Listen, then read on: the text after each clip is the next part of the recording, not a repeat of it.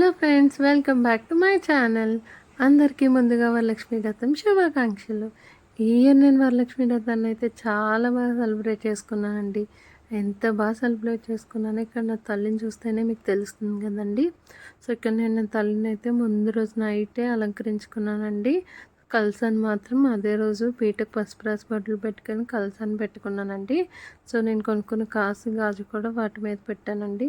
So నేను ఇక్కడ నైవేద్యాలు ప్రిపేర్ చేసుకున్నానండి. ఎర్లీ మార్నింగే లేచి సో దగ్గర ఒక 11 రకాల నైవేద్యాలు చేసుకున్నానండి. వాటన్నిటిని నేను వీడియో తీసి మీకు షేర్ చేయాలనుకున్నాను, కానీ నా వల్ల కుదరలేదండి.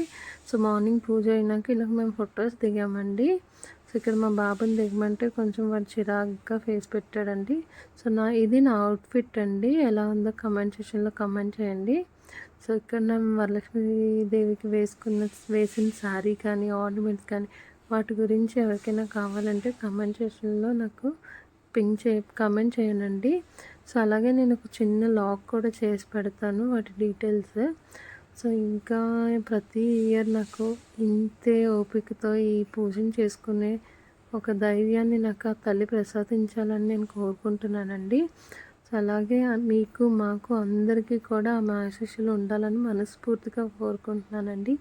ఇంకెవరైనా ఛానల్ని సబ్స్క్రైబ్ చేసుకోకపోతే ఫాస్ట్గా సబ్స్క్రైబ్ చేయండి, అలాగే సపోర్ట్ చేయండి ప్లీజ్. Bye bye.